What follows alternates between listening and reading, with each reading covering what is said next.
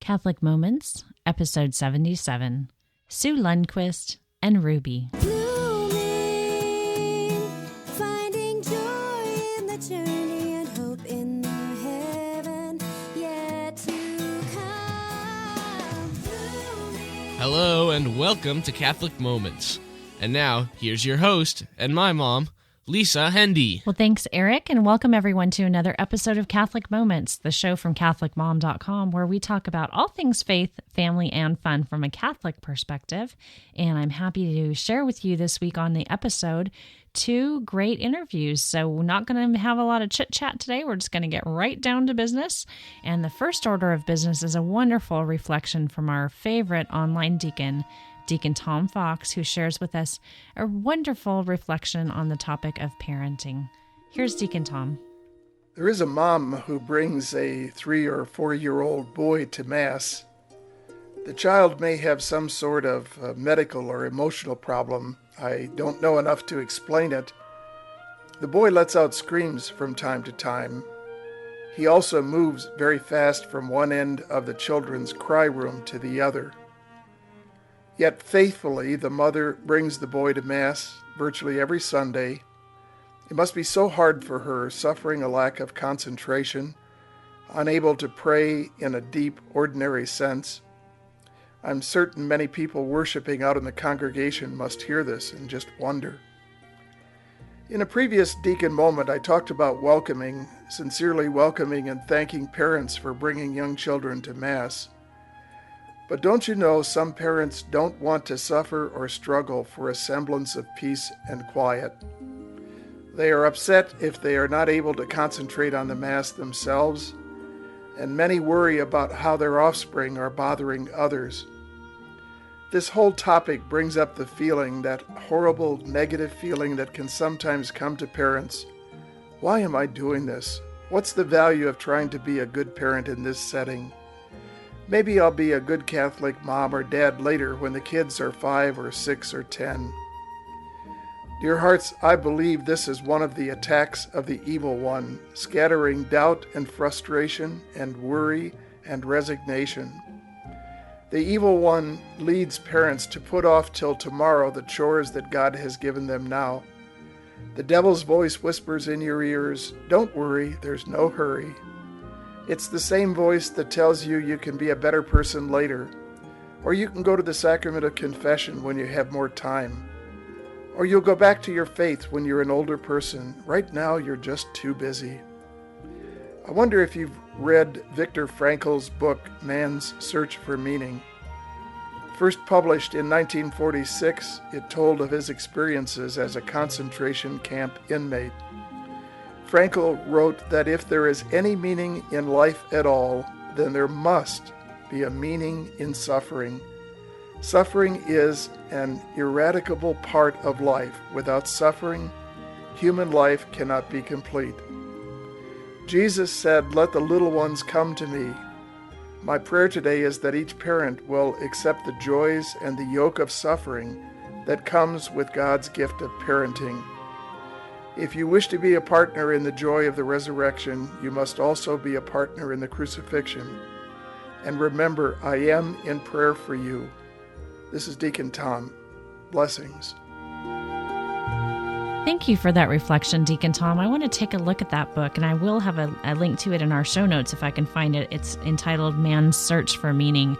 And I just want to thank you, Deacon Tom, not only for the reflection, but also for those prayers, because I know that you and your lovely wife, Dee, honestly do pray for all of the members of our listening audience and for the readers over at CatholicMom.com every day. And I feel those prayers, and I'm uplifted by your support. So I want to thank you for sharing the words this week that my soul needed to hear, and also for just your continual prayer warrior attitude on my account and on the account of so many others who need your prayerful support. It's nice to have our own deacon, isn't it? Well, we're going to move along now. I mentioned to you that I have 2 interviews, the first of which I was conducted earlier this week, and I didn't actually do it for the podcast. I conducted this interview to share a written article over at CatholicExchange.com. But once I sat back and listened to the interview, I thought this might be a good thing to share on the podcast because it deals with an issue that a lot of people out there are dealing with, and that is weight issues. The interview subject in question is a very lovely woman named Ruby Gettinger, and Ruby is going to be starring in a show over on the Style Network that's going to be airing beginning on Sunday, September 9th, and it's aptly titled Ruby. And in the show, she deals with her weight issues, but also deals with some issues related to society's perception of the morbidly obese and kind of some of the prejudice that she faces in her day-to-day life. So once I sat back and listened to the interview, I thought, I think this might be something to share on the podcast. So we joined the interview midstream. I'm not going to play the whole thing, but I'll play the part that I think is pertinent to us. And before I play it, I'm actually going to play a little trailer for the show. And again, it's called Ruby. So you'll hear the trailer, and then you'll join my conversation with Ruby Gettinger. In my dreams, I ride a bike, take a bubble bath, drive my own car. I hear someone tell me I'm beautiful. I fall in love. But it's now or never. Ruby. She is everything to live for and everything to lose. Coming this November to Style. The world's not made for people our size. Ruby doesn't know how she got to 487 pounds, She's got to do something. but she knows it's killing her. She is a metabolic time bomb waiting to go off. I don't want to lose her. Meet a woman who wants to live life like there is a tomorrow. Just maybe somebody would love me for just me. There's only one Ruby on this planet. I'm gonna beat it. Ruby. Her journey begins this November on Style. 25% of Americans are going to be obese, and that's pretty scary. And so I said, I've got to find out what's going on. Because I've always thought this is a hand-to-motion thing. It's something about not learning how to eat. Mm-hmm. You know, I've always thought it was something as simple as that. But I'm finding out now on my journey, everything I find out the first time on this journey, you will be finding out. It's pretty scary, but that's what, I just want the truth to be known. Ruby, let me ask you this. I know that our listeners are faith-filled people, and I know that you are as well, and that you're active in your church and that you're a Sunday school teacher. Tell us a little bit more about how, believing in God and in the fact that you can do this with His help, how you were willing to open your life up and be such an open book for everybody. Well, the first thing I said when they were going to do this story, I wanted my faith to be the biggest thing I wanted them to show, because my passion is God and people. And I teach Sunday school, and, one of the things I want to teach the kids, and one of the messages I want to get out there is your faith in God is everything. My faith in God, because I've been battling this since I was 10 years old, and the only reason I don't give up, some people think, ironically, is she crazy? You know what I mean? That she's not giving up. She's been fighting this forever. But I don't give up, and that's because, it kicks in every time. My faith, I can do this, I can beat this. And no matter what, I'm not going to give up on this, because I know that, sometimes God and I have had talks. Sometimes I sit there with God and I'm going, why did you let my body stretch to the outer limits? I sit there and go, God, why did you do this to me? And He's like going, I did not do this to you. He didn't. I did this to myself. But He's there every step of the way to help me. He's there to make me face when people are prejudiced against me, when people are mean. I'm able to go out and have fun with my family and friends because of my faith in God, because I'm not determining who I am on the outside. I'm determining who I am on the inside, and God created me, and God thinks I'm great, and that's what matters, because I know, I'm teaching these kids that, because if we could teach the kids, we could change the world, that you are not defined by what you look like. You are defined by who you are. And, with God, everything is possible. And I am a true believer on that. I really do. I'm the girl that believes in the impossible. I'm the kind of girl that believes in the soulmate, in the romance, everything. And I do, and I believe that God is there every step of the way. And there's sometimes I can't, my treadmill is right next to my bed, and there's sometimes I can't even get out of the bed. And I'm like going, no, I don't want to do that. It takes me 30 minutes, and I'm going, God, you got to help me. I can't do this. There's no way I can do this. And if it wasn't for my faith in him, that's why I really believe I've survived this. That's why I believe that I'm one of those people that can go out into the world and face it, because I think about God. You know, he was persecuted a lot worse than, hugely worse than I will ever be. People that have faith and people that have stood up for God has been persecuted more than I can even imagine. So the persecution I get just by obesity alone, I sit there and I think about these people. I always do. I always think about these bigger people that have been, like, really persecuted in the most horrible way possible. And I'm like, if they can do this, if they could face their giants and their addictions, you know, anything, not only addictions, but if they could face persecution because they're different, I can. You know, it's inspiring to me twofold with your show. The first thing is, you know, the battles that you're going through with your weight, but then secondly, you know, I watched the show the other day with my son who's 14, and I have to say that, you know, we try to be loving people, but one of the big messages of your show is to be loving to everyone and not to be judgmental. And so you're helping people who are facing weight battles, but I think you're also helping people to be educated about just being kind to people in general. And is that part of the mission of the show too? Do you think? That is so important to me, because, you know, my biggest message, you know, I think we should all get healthy. I'm watching my dad right now in the hospital because of diabetes. You know, it is a silent killer, and we all need to be healthy, because as we get older, you know, we should walk. Just simple as walking will help your joints and stuff like that.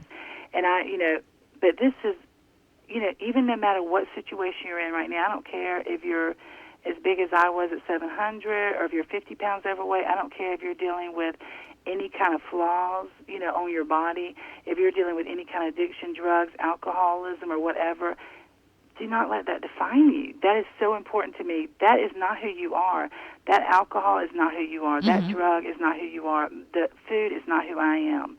And do not let it, because, you know, and go out there and talk to someone, because there are more good people in this world than are bad. Because, you know, it's so easy for us to remember the person that laughs at us and makes fun of us. Right. You know, that is such a big deal, because it's such a horrifying thing when you have somebody make fun of you in public at that you walk away going, I don't ever want to come out again. But you know what? That's one person when there's so many others that are going to be good and going to be there for you.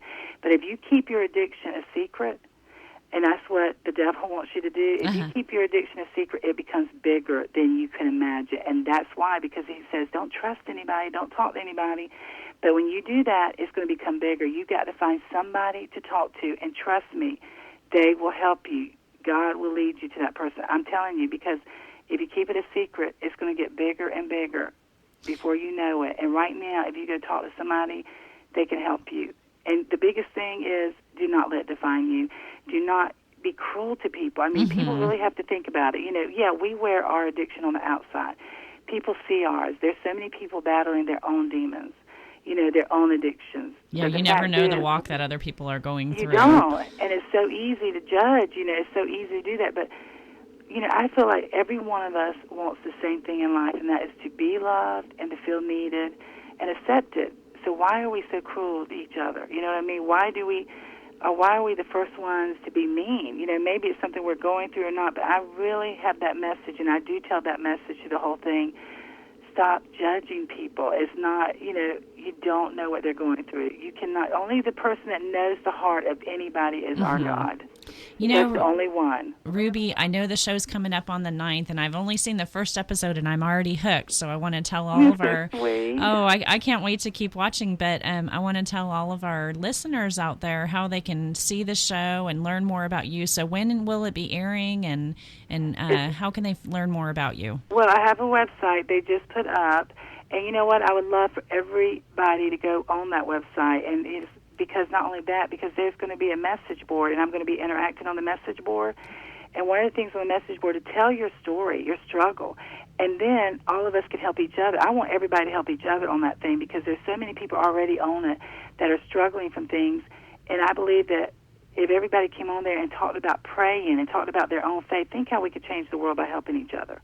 You know, I don't want it just to be me. I want this to be everybody helping me, helping them. And I mean, you would not believe how many people have already gotten on the board with it. And it's like, I need people in there. I need good people that have faith and believe to go on there and help all these other people. I need that for them, and these people need to hear your story, need to hear how you conquer stuff, how people conquer things. Right. And so that's my biggest thing. Is you can go on it by going to mystyle.com, or you can go to rubiesjourney.com, and it does air Sunday night. That's the premiere. Airs Sunday night, November 9th at 8 o'clock. Well, and it's going to be a Meet Ruby, 1 hour. I can't wait to see it, and I was going to tell you, I'm sure you're having a big party with all your friends who we get to know in the show. Don't let your friend Georgia cook for it. I know, Georgia. Georgia goes, they're going to think I'm so awful. I said, no, they're not. Everybody has a best friend, and we know how best friends are. They're supposed to be enablers.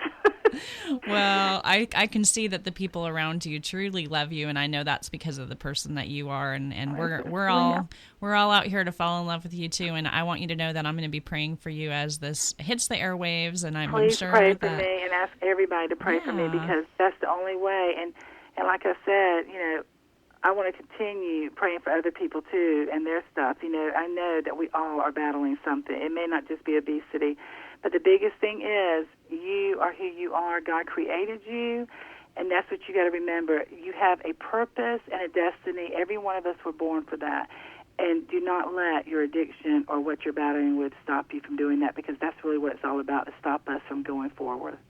Well, Ruby, you are truly an inspiration, and we'll have everybody be sure to watch your show and head over to rubiesjourney.com. And I want to thank you again for your time and just for a message of hope and inspiration. You've inspired me. Thank you so much. Have a great day. You too. Bye.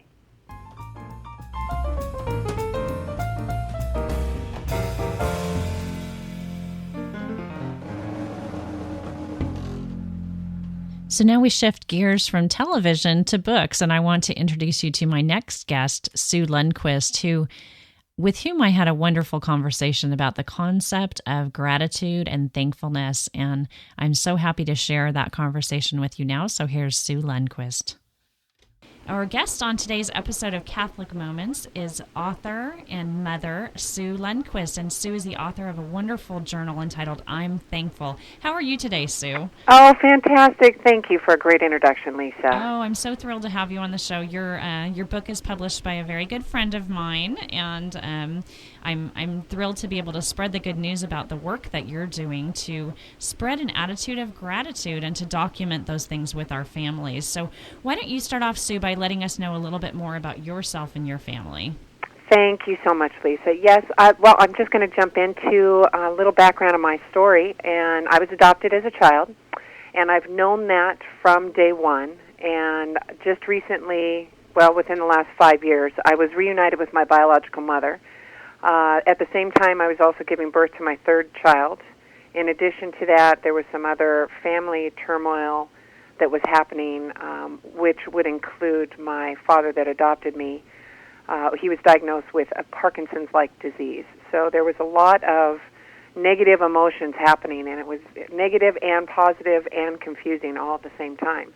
And I'm thinking, how am I going to lead by example for my children and to teach my children through adversity? How am I going to be thankful for even the trying moments that I'm having in my life?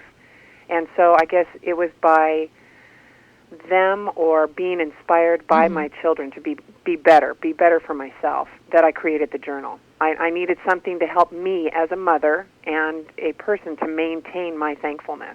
Was that something that came to you after the time that you'd gotten through that, or did you sort of see this project happening as a way to get you through that time? Oh, I saw it as getting me through it. Oh, boy, because you've got all these raging emotions, let alone just being a mom and giving birth. Then finding my biological mom and then the father that raised me and having all that family toxicity that happens with just a gamut of medical issues and who's taking care of who. It was tough. So what was the process of actually creating the journal for you? Well, funny you should ask that. It was so cute because my oldest daughter, the original journal, she had created the art. And then she had come back to me a couple years later. It was throughout this whole process. This whole process was a good 5 years. Right. So this isn't something that happened overnight. And she said, Mom, I can do such a better job on the art, but, I don't want to do the art for the journal. And I said, are you sure? So we talked about that, and she said yes. And I said, all right, universe, now I've got a completely clean slate here. Where are you going to lead me? And I love photography, and that's where the beautiful black and white images came from. So those were done by you? Yes, some by me, and then a good friend of mine, Rob, with Chapters here in Seattle. Amazing. And that really is one of the very special things about the book is the feelings that are evoked by the various photographs in them. And it's just a very gentle and loving feel that the journal has. Oh, thank you. And I wanted to inspire, like, for example, to be thankful for your toys. That image itself is of my little girl walking on a beach. So it's inspired to be outside for the toys, not something that you're going to find behind a computer game. Not a Webkins, huh? Not a web, no, sorry. Yes. So I guess I would like to know from you, having been through some real difficult times in your life, sort of just how for people out there that are hurting right now or maybe having some stress in their life, what can they do to kind of cope to get through just the day-to-day struggles that people are facing, with our economy such as it is and all the stress in life? Yes, I hear that. And, just day-to-day stress, with moms, too, I understand the whole isolation of being a mom and a parent. And, you're kind of at home. And then, of course, toppled with everything that's going on with the economics right now. Right. But, you've got to pull up the bootstraps. You've got to have a paradigm shift in the way that you're thinking. You've got to be thankful that you had a bed to sleep in. You've really got to find that gratitude in the littlest of moments. Oh, I'm thankful I had that cup of coffee. I'm thankful that I had to have a wonderful I have had a wonderful conversation with a good friend or a beautiful smile. Something as simple and as easy as that. And for our listeners who are largely Catholic or people who are of faith, that means taking time to pause in prayer, I think, throughout the course of the day as well. And, absolutely. To use a tool like yours to as a prayer or devotional aid to help them, to get through these times is really important. Oh, absolutely. I've had a gal here in Seattle, and that's exactly what she told me she was going to use it for, something that she could reflect on. And now this journal, it's going to lead you through questions, and it's not something that you have to have the journal right in front of you. You can have these questions at the end of a soccer game or at the dinner table. It is there to help maintain and facilitate positive dialogue within your family dynamics. That is the main tools I want people to come away with. And that's one of the things that I love about it, too. And I do want to mention that Sue has a wonderful website. It's located at www.imthankful.com, which is just a wonderful domain name for your book or your journal. And we'll have a link of that to that, of course, in our show notes. So I want our visitors to go over and visit that and know that you can find some of Sue's resources over there, and including ordering the journal. Absolutely. But using this as a tool for our children, because I think as parents, that's something that we always want to do is teach them these virtues, with gratitude being right up there at the top of the list. How have you seen your journal used in families to sort of pass along those lessons of appreciation? Well, I'm just going to speak from my family. I know that for us, it has been paramount, and it's not just. I remember one day we were having a hard time because I've got three daughters from 5, 7, and 8, and we were having a really tough day. And I know that all parents can relate to this. And at night, I'm putting them to bed, and I use the tools within the journal. And it immediately brought us back to ground. We forgot about everything that had happened, and we were back in this loving, caring, gratitude moment. It's great. And I do that throughout the day as well. I, in fact, had a gal here in Seattle who said, she's an adult, and she said, I used those tools when I was having a hard time with one of my employees. And I had a paradigm shift in my way of thinking. So that's nice. I'd love to hear. And please come to the website and tell me your stories, because I get so wrapped up in the business side of it. I want to hear your stories. Yeah, we need that feedback, don't we? Oh. When we put ourselves out there and create something, to know that it's having an impact in people's lives is really important, I think. Oh, absolutely. And we do a bunch of charity events, but one of which we have done in Coeur d'Alene, Idaho, and that was for the Kootenai County Health Foundation. And one of the gals that was one of the division leads. She said she's actually going to work on a class at night based on the Journal of Thankfulness. So that was very exciting. That was one of the other things that I wanted to have you mention was the charity tie-in. Now listeners can go directly and order your journal at imthankful.com, but you also have a program whereby you are trying to support local community efforts. And tell us a little bit more about that. Oh, yes, absolutely. I am very passionate about children's causes, and that could be anywhere from autism to, of course, adoption. That's pretty close to my heart. Cancer, children's cancer. We want to go into communities, have book signing events, and then proceeds from those events goes directly to a predetermined nonprofit. And that will allow the community to get involved. You know, get your kids with the schools involved, get them in there, and I'll sign the books, and we'll talk about being thankful, and we'll talk about what's in the journal. It's a feel-good environment. You know, and nowadays, unfortunately, with the economy being the way that it is, I know a lot of our charitable organizations are suffering from people not having as much funding to be able to donate this year. So this is a great way, if you know of a charity that you'd like to support, to maybe link up with Sue and see if you could bring her in to do something creative that's going to help both the families that attended and also the organization that benefits from the giving that happens. So. Oh, absolutely. We're doing an event in November for Child Haven, and the journal was selected as their golden ticket item. And if you know anything about auctions, their golden ticket, they will go around the auction and they'll sell a journal for $100, and they're going to sell 150 of them, which is $15,000 immediately going into their crisis nursery center. Wow. In addition, yes, it's just fabulous. Fabulous, fabulous. Incredible. So there's so much creative stuff going on with this, but the bottom line is that we are trying to create a culture of gratitude and thankfulness. And our guest, again, is Sue Lundquist, and her book the journal is entitled I'm Thankful, and you can find it at imthankful.com. Sue, before we let you get back to your busy work, running your business and being a mom, are there any closing thoughts that you'd like to share with our listeners? Oh, just be thankful for the day. Truly sit back, reflect, and you hear people say, smell the roses, slow down and smell the roses.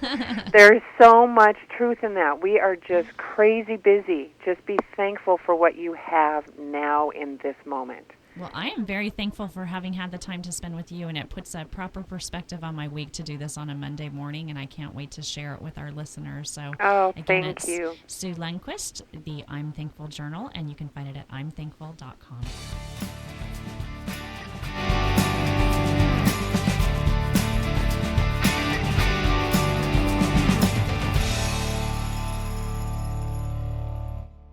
Well, that's about it for this week's show, and I'm so happy you could join me for the 2 interviews that we had today. I just love speaking with people like Ruby and like Sue, who are just everyday people like you and I, who are out there being extraordinarily brave and extraordinarily positive and just doing great things with their lives. So I want to thank both of them for their time, and I want to ask you to head over to either catholicmoments.com or sqpn.com, where you can find links to all of the items that we've discussed in today's episode, links to Ruby's show and Sue's gratitude journal and all kinds of things.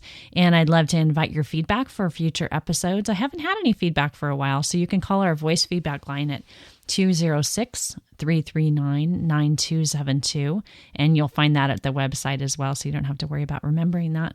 Or send me an email anytime to lisa@catholicmom.com. You can also leave us comments on the blogs over at catholicmoments.com or at sqpn.com. I love to hear from you guys. If you have ideas for future shows, that would be great too. And just, love to hear from you. So you can also follow me on plurk.com or on twitter.com, or be my friend over at Facebook or at 4Mark. So there's lots of ways to get in touch, and I'd love to have your feedback. And as we close out this week, we will be celebrating on Sunday the dedication of St. John Lateran. So I thought I'd share with you a prayer for that Sunday. And we're rounding down the end of ordinary time and getting ready to celebrate a new liturgical year. So I would like to ask all of you to keep in your prayers the intentions of our SQPN family and all the Catholic moms out there who are listening, all the people that have asked for our prayers. I'd also love to ask for your support for the last few days of voting for the podcast awards. We have 7 episodes of our SQPN friends who are nominated, and you can head over every day to podcastawards.com and you'll find information about that over on the main page at sqpn.com. It's a great way to show your support for Catholic podcasting. So we'll close out this week's episode in the name of the Father, and of the Son, and of the Holy Spirit. Amen. God, out of living and chosen stones, you prepare an eternal dwelling for yourself. Multiply in your church the spirit of grace, which you have given her, so that your people may ever grow into that building which is in the heavenly Jerusalem. In the name of the Father, and of the Son, and of the Holy Spirit. Amen. Have a great week, everybody, and we'll see you next time. Bye-bye. SQPN, leading the way in Catholic new media.